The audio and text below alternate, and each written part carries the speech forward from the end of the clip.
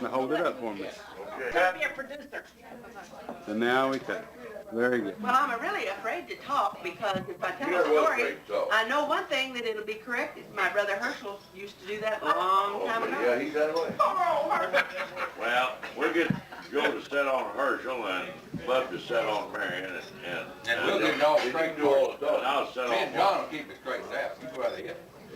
Well, let me just tell that Herschel's favorite story when he was a little boy was the big hunter, wasn't it, Herschel? Yeah, it was the big hunter. And I heard it so many times. So at school one day, the teacher said, because I had done especially well in some subjects, that I could get up and tell a story. And guess what I told? The story of the big hunter. But somehow I got something right before the horse, I guess, because Herschel corrected me, boy, and he finished the story. I maybe wasn't privileged, but he What was the finished hunter? it. What was part of the story? Oh, the big hunter? Oh, it was in Africa and Oh, one of them guys.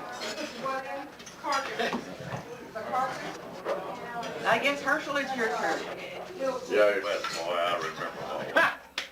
He can remember him month old. That was a mystery till Well, they got that picture in the paper. I'm gonna ask, Herschel Elizabeth to tell me, when the old colored man named Amos, say Right. Amos? Right. Amos? That's right. Well, you know, I didn't know till, just the last year or two, but you know, Amos begged Dad to bring him over here, cause he wanted to stay with the family, and I wasn't aware of that. Good to see you. And Dad was really wanting to bring him, but time was so rough that he couldn't make it. I know Mom, the last young me talked about that. She said that Amos brought her and Dad and Elizabeth and Herschel and I to the railroad train station there at Denver, Tennessee, and put us on the train.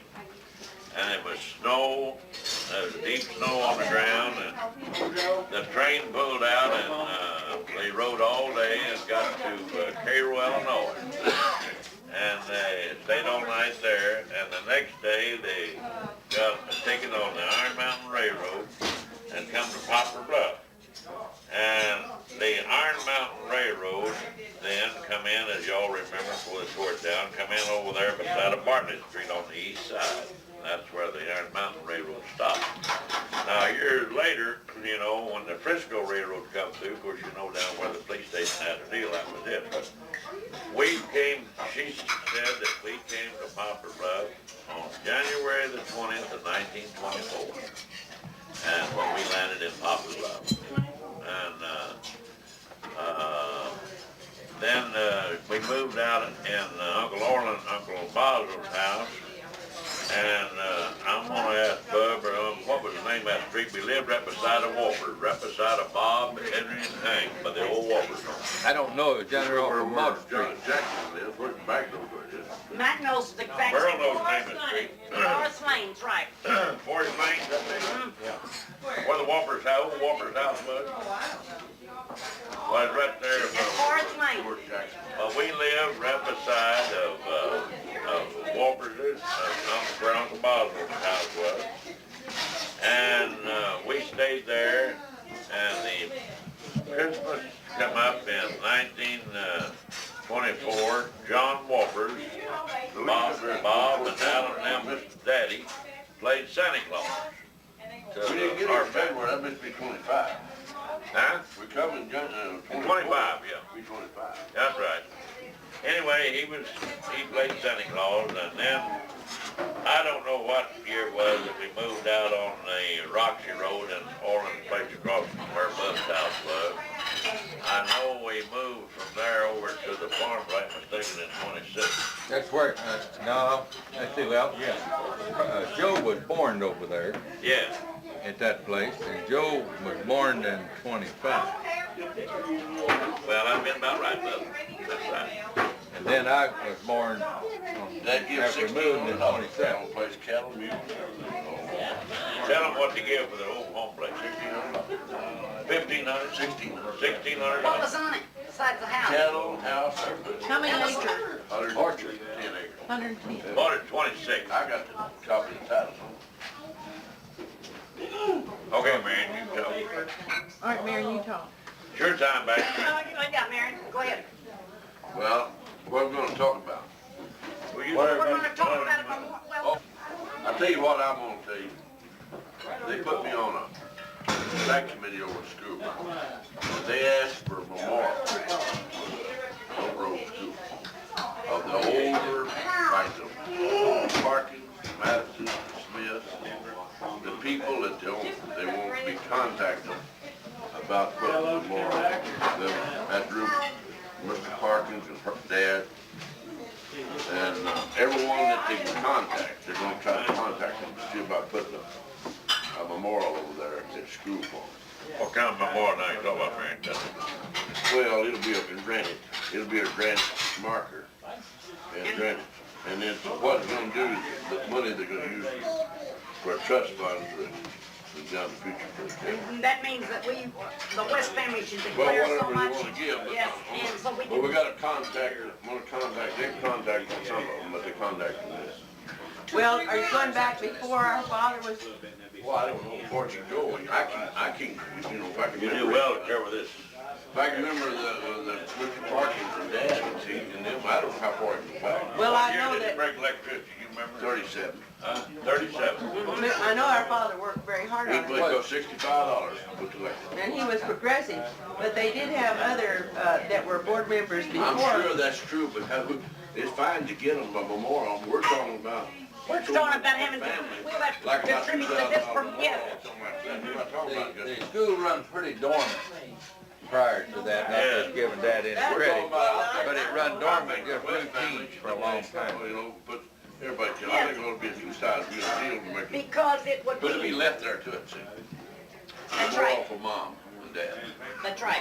Now, that's what I was thinking about. And then we need to think about it. But they're gonna contact, well, just like the Smiths, the Dixon, the Archie Dixon's got a big cruise down in Chalmette. Right. Phoenix. Right. And he'll participate, he loved, you know. Archie Dixon was a chauffeur for, Budweiser. Yeah, but just like Mr. Oh, Parker. Queen, took care of the kids, took them out, took them and showed them in California different times, and these different foreign dignitaries come in. Well, he was in. But I think it would be a real good contribute to our mother and our dad. I do too. I think it's very important. But for the grounds. Well, we'll get out of that, we better get back to the family. Well, I'm just telling you what, it's up to y'all what you wanna do. Well, But if you don't, ain't interested in it, that's First of all, I what. think we should complete this, though. Do you think it's important? I do. How many of us think it's important? It's a great thing because Mom and Dad done a lot for us. That's right, for our community. And we're part of this, I think it's very I think important. for us, it's important, and that. His mother, was a little gray-headed lady, and she loved to tell stories to children, and she dearly loved children. Jim will give. Right. Yeah, that's true. And Who she signed your signed warrant check? We're reminiscing now, who signed your warrant check? Well, I don't know who, I think you're all important. I don't know whether the she has. Yeah, I remember, John, because you got that warrant, bought you a bicycle, and I'd have to carry in your wood, do your feet. You know, you tried that thing up on top of the hill, first down to the front of the house. Now, See, it's gone wild now, dude. Now, if I That's what I want, was that's any what I want. further, I had to do the milking too. And then let it toast the proof. I had a public office job early.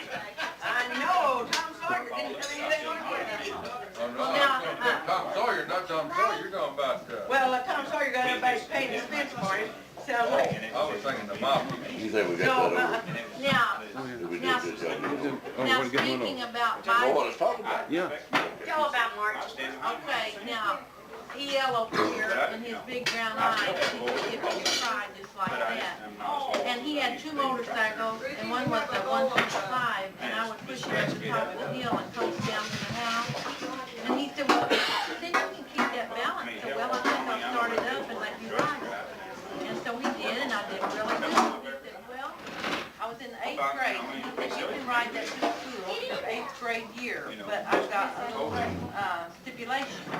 You must clean the engine with a toothbrush and kerosene every Friday. And you don't go down the other side of school, those steep hill, and you don't ride any boys on it. But that was just, So all year I rode the bike to school. The last day, I went down the other side of the you know, hill. there's a lot of people. I Any boys on it? Rode boys on it, didn't clean it, and he told me. Well, that's the only good. time that I Swift pulled justice. back A lot of people, I said, there's only one thing you should do.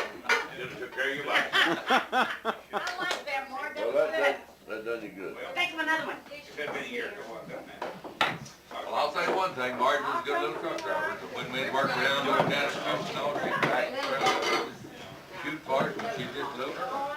Well, Marion was saying that these boys about an hour to haul hay, and I had him have me come and stop what I was doing. Somewhere I ran into a snake, and Glenn Williams picked up that snake and hurled it, and you know on that truck you just let the clutch out and put it on the gas. Well, he hurled that snake at me, and I let the clutch out, and I wide open the gas, and I went to tail, and Marion and Williams in the truck, set me for the house, just paying him by the hour. Load the hay. There you go.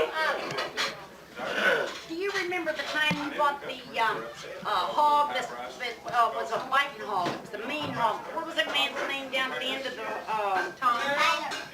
You know, right down there where they had the bulldog. They're accepted. No problem. No problem. Now, who did you buy that? Miss Hubble. Well, that was way back. had that joint box. These people came along and bought a farm. Well, and remember you said, now what? Marion told me, he told me he didn't have too good a help, and there wasn't anybody else to help, and I was last resort, and he was going to get bought this all for a little nothing. And he said, I don't think you can do this, but I'm going to tell you what to do, because he said, if you don't do what I'm going to tell you, now you'll get me hurt, the hog might bite me, it can just be chaos. But he said, I don't think you're going to be able to do this, because he didn't really think I would, because I always got hyper and everything. He said, now I'll tell you, be back into here, and I'm going to get this hog in the corner, I'll never see it, and he showed me. I'm going to, now, you just back it right in here, and I'm going to just stand on the back of the truck. He took this gate, he took the gate off, yeah, as we drove in, he took this, there was this little gate about this wide, no, it's wood, and he fenced with it. You know like a kid how you fence? I know exactly. So he had me back up, come on, back up, back up. He was standing on the end of the thing, and he said, now when I tell you to stop, you get ready to go forward. Don't say oops or ow or Marion, watch this. And so I didn't. I stood there for a while and I didn't say a word. And that hog, boy, it was getting mean and everything. And he had it snap. Marion got that hog in there and put that bag, put up the end gate and everything. And he said, you can drive on now. And he got another side. And I got to drive home. But I scared me to death. I'll never forget it. That just scared the heck On out the of me. 4th of July, we always Herschel, tell us about the time you got to be real now. When I got that home brew. I think, you know that better than I do. You better No. What about the time that They got in the grape juice. Martha had seen Mom pinch Dad on the butt, and she pinched them button on the butt. He said, "Oh, bloody butt."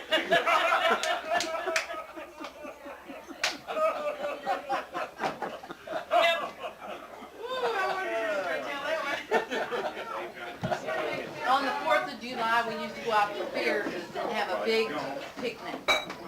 And we baled hay. And we were getting ready, and I was running through the house, and Herschel said, I'm going to teach you to swim today. And I said, how? He said, I'm going to pitch you in the creek. And I started crying, and I said, no, that'll, scare me. And I ran up and told Dad.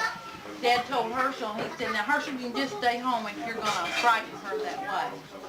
So Herschel stayed home, we thought, and we got in the truck and we went out there with all the food and everything. And no one was happy because Herschel was home. We get out there and we don't even get out. And we turn the truck around to come back and Herschel climbs down off the side. So then we go back and have a picnic and he doesn't throw me in the home. You're always getting a free ride, brother. Now, John, you and Herschel, why don't y'all tell about when y'all butchered? Yeah. When y'all were gonna play Dad and maybe Oh. I don't know when you. I thought that was you and Joe that operated on that truck too big. It was kind of funny. We was playing old Whirly and Dad, oh, Joe Whirly and Dad, they butchered cattle and stuff together. So John and I went out and got one of the baby calves and pulled it up to the cedar tree and threw the rope over it and had the rope on its neck and pulled it up like this. Hung that calf and it died. So Mom kinda got on to us about it. And then her and Elizabeth talked it over and said, well, they've been watching Dad and Dad just playing. Dad and Joe Whirly butchered cattle. John Worley. John Whirly. Did you get into it? Well, pretty well. I told Dad when he got home, he kinda straightened us out. He can do that. Yeah, that's about the time whenever the old goose died in the spring of the year and the crab apples was ripe. We were supposed to have been picking crab apples in the crab apple tree down by the sinkhole. And so Joe and I was gonna burn that old goose with the piles of brush that was in the orchard come off the pruner. So we stowed that old thing on there and set it afire and killing the tree. And John was coming down with a ladder on an old cart that was made out of elevator wheel. John playing fire truck. He'd swing that ladder over that fire, just let her burn. He never put it out. So we never thought about killing the tree. So after he killed the tree, we knew we was going to get a whipping. So that day, Joe and I picked crab apples. We really picked crab apples. When Dad come in, we was high in the tree. We was really getting the crab apples. We thought if we got enough crab apples, it'd offset it. But he took us down and paddled us in. We didn't have running water at home, or we didn't have a well. And whenever we get in trouble, Mom tells us, well, I'll just tell Dad when he comes in. As soon as Dad get there, me and old Bub grab that water keg, head to the corner, get him a fresh keg of water. I remember one time, old Joe sat around behind the barn after they built those two sheds on there. Got around behind the barn and was sitting there. We were supposed to get a whipping for something, and we knew we were going to get a whipping with the house. We were trying to think of a day that went by we didn't get a whipping. Not that we ever did anything bad. And then one time, Joe and I was going to smoke. Paul Quinn had smoked them cigars, you know, and we admired him. He'd throw them cigars down, and we decided we'd spot that dude. When they got out of sight, we got that cigar. Now, I was a little ahead of myself. The first time we got caught smoking, we were rolling up this old sourdough, that old brown weed that looked like coffee grounds. Well, we rolled up in brown paper. So we heard brown paper burn the floor and went up blaze down the throat. So Joe and I was sitting up in the toilet. Of course, the toilet we had was a two-hole toilet. And when one had to go, you'd say, come with me, go up there, you know, and we'd sit in the toilet and visit. So we was up there smoking. And we was just puffing away, and we rolled a big cigar like we didn't know how to smoke. We just puffed, puffed, puffed. Dad come in, he saw the smoke coming out of the cracks of the door. Inside, so next thing you know, here we're sitting and puffing away, and he opens the door, catches us. He thrashes us. So then later we had it all figured out. It was the spring of the year, and we had the brooder house out there. And the chickens were in where we did have built a barbecue pit in. And later made a chicken house out of it. Well, anyway, had some chickens in it and a fire in it. So when Paul Quinn come by that day and throwed his cigar down, and old Joe decided we'd get that cigar and fire it up. I never will forget it. So we had it all figured out. We're going to go climb up on the roof. We got the ladder out there. Go climb up on the roof with that stack coming out of the flue. So our smoke would go up with that. And they wouldn't catch us smoking. So anyway, we got up there and we tried to light the old soggy thing.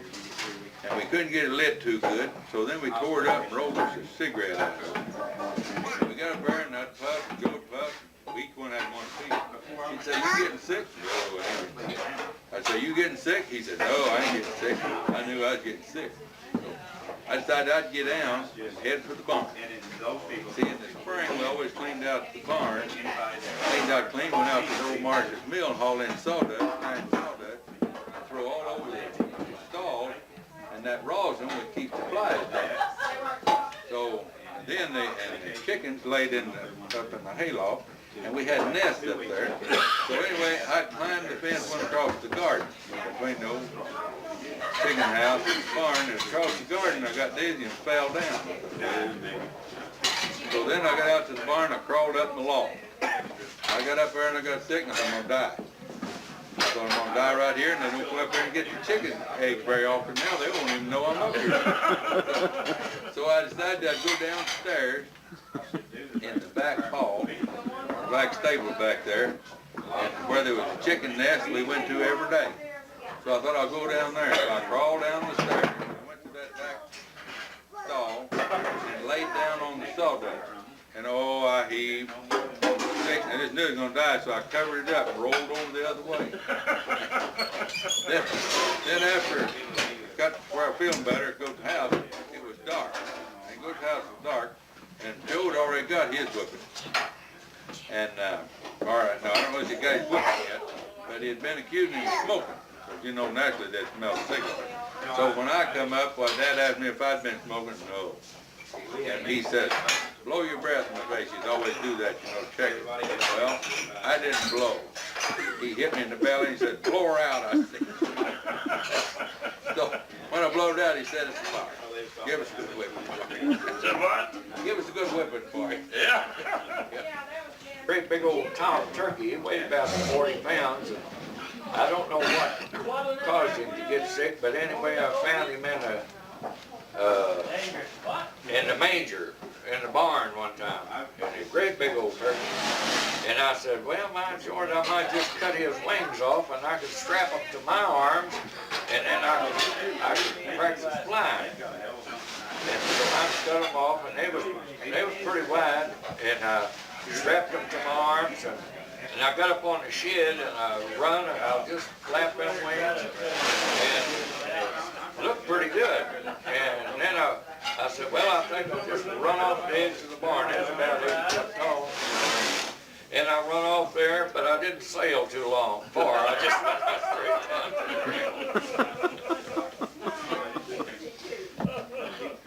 And then another time we had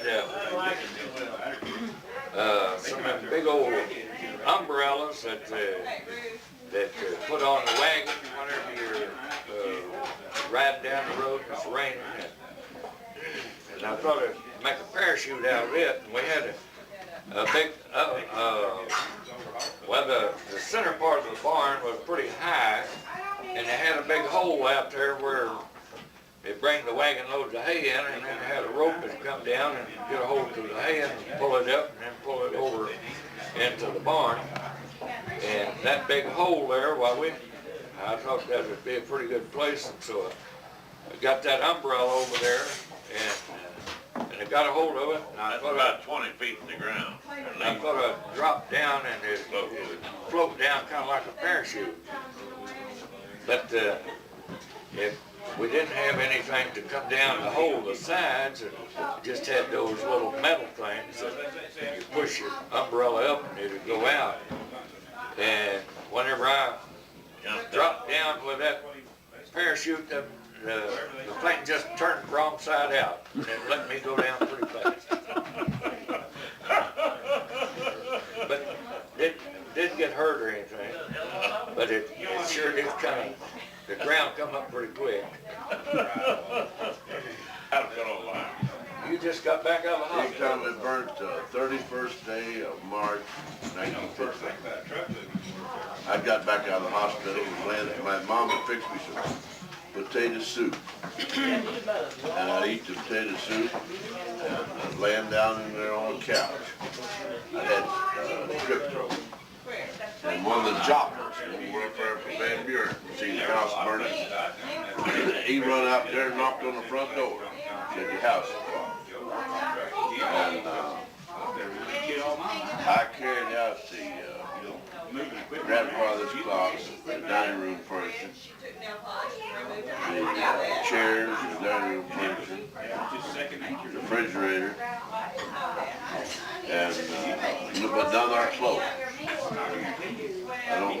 might have got one closet of clothes. I didn't have one clothes. That's what it got out of it.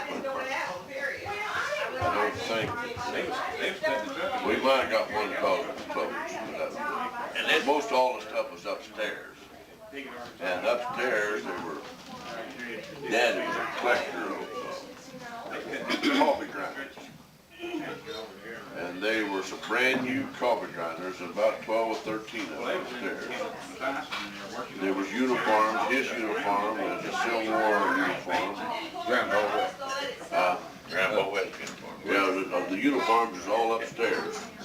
And Mom had kept a lot of new sheets, brand new sheets, and the stacks up there that was gonna save. And we used sack sheets, because I got all the feed in sacks. And we had stacks of print sacks. We'd sell them after we gathered them. We got all the dairy feed and the chicken feed. Back then it's in sacks. And then we get the white sacks. Mom makes sheets out of them. But when the fire come, like she had stacks of sacks there of all different colors. And that was 1954. 1954, March 31st. Late years. It burned long enough, the paper always got a picture of that. Somebody got a picture of that. Yeah. But it, I have. Dormant one in the front of it. they, but that's who learned this, well, the jockey boys up at, My granddad. yeah, Bradbury. Well, Marion made me aware that 8 years before, 1946, August 19th, that we lost our father. And at that time, that house that we had moved to, that John mentioned, and that we'd moved to the farm that had what our father had told us when we lived on Roxy Road, that it had a playroom. The playroom was actually over the front porch and had gingerbread. It was a Victorian type of house, a story and a half. But anyway, when we lost our father in 1946, the war was over. He knew that his sons were safe, and two of them were on their, John was on his way to Korea. On the way home. But he didn't. Waiting for a ship. Oh, wait, okay, and it was J.O. then that was on his way Japan. I was to in Japan. Japan, and John come by to see me and tried to get me a lease. Uh-huh. The captain agreed to do it, and then when he saw me come in, he wouldn't agree to it. And old John jumped over the counter to get to him. Yeah, but that's what it He was. jumped over the Well- counter, what? The sergeant grabbed him and helped him. Did you? Well, it was a very, Did what then? He thought he wouldn't let him come. They said he wouldn't come. well, it was a touching time for all of us. And I think that we had maybe taken, in a way, our father was a picture of health. We'd maybe taken him a bit for granted that he would live to be an old man, Well, what he know his done- grandchildren. What he done, on a Saturday, before he died on a Monday morning, he, over on that old slaughterhouse, he killed a big old cow. It had a chain horse over there, just a ton chain horse, it's still around somewhere. And he had reached up there and pulled that chain horse. That cow probably weighed 1,200 pounds. Just like, well, like. Because we took it to the ice house after we got it dressed that night.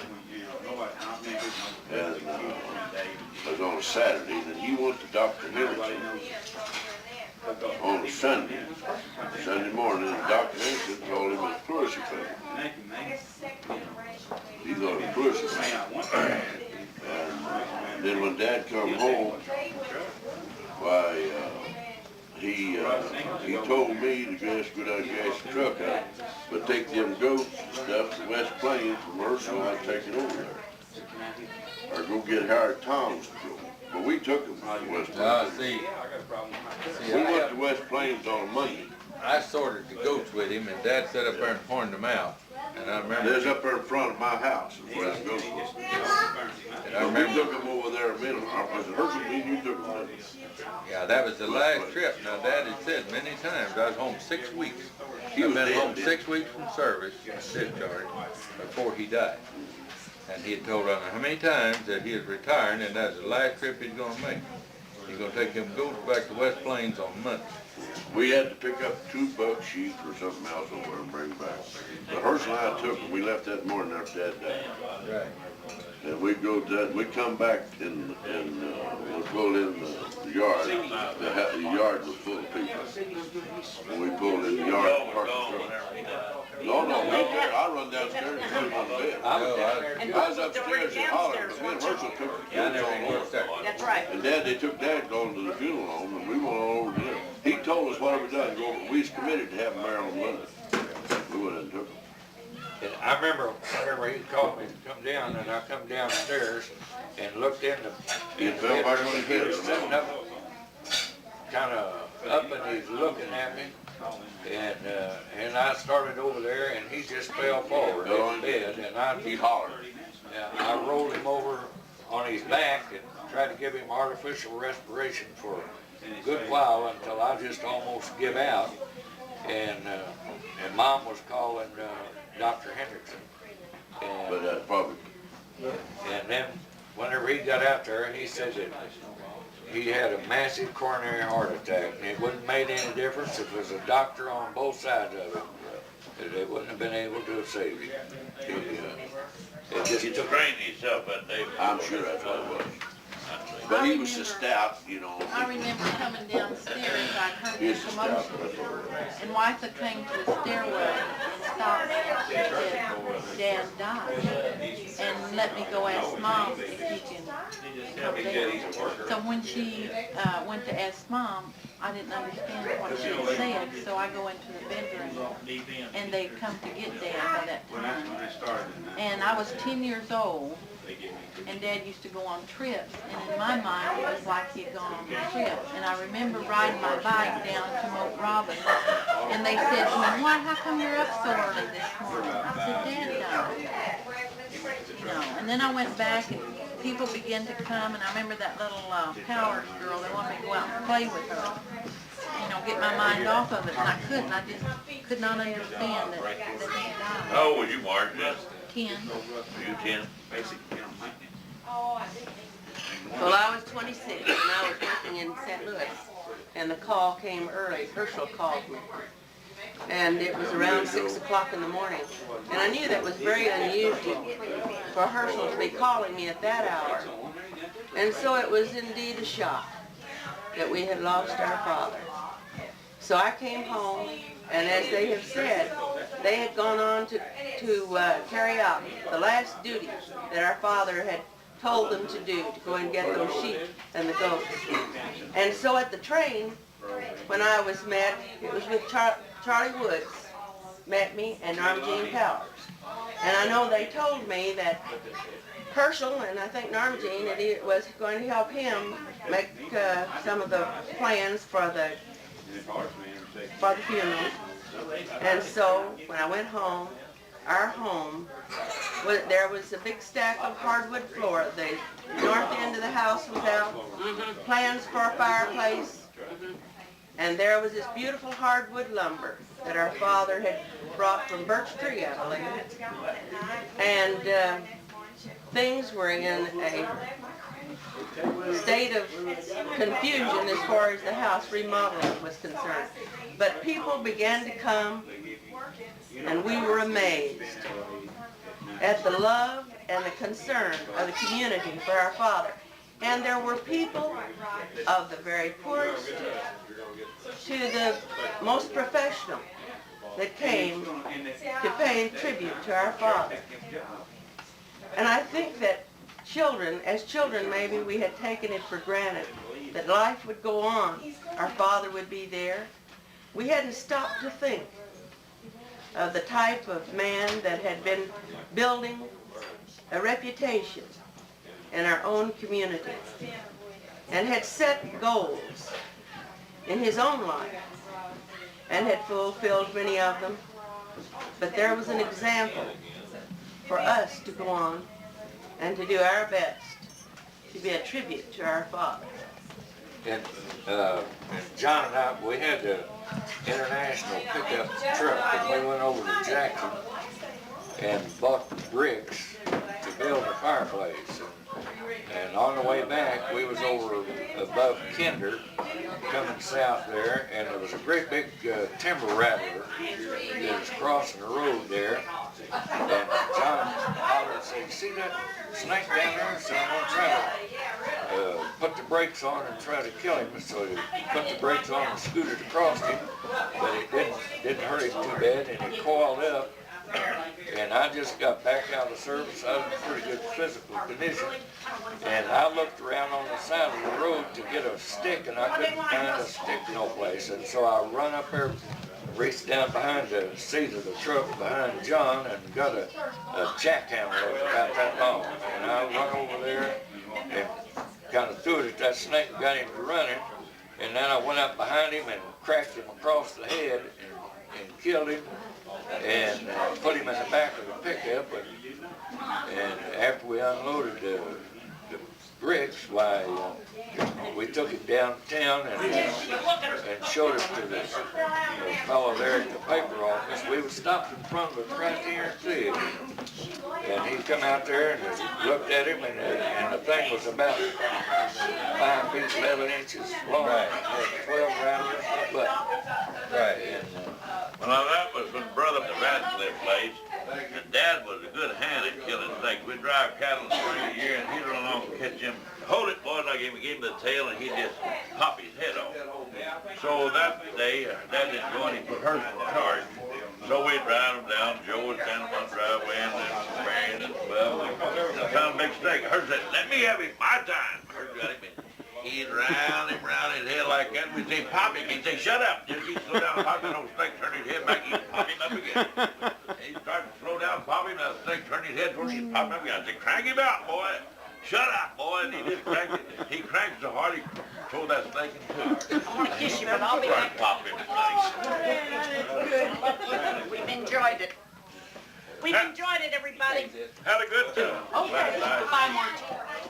And Dad, and she started crying, and Dad turned around, and I was 20 years old just before I went to service. It was in November, went to the Army and police service. He slapped me upside the head right there and turned me halfway around laid my table. Just a minute, I threw mad just like that. I said, John, now you always said you got the biggest side of the house. You said, Dad and Mom, I turned around, I said, guess you meant it. And went back and eat. But I never did call you Flutterbug no more, just time. No. That's just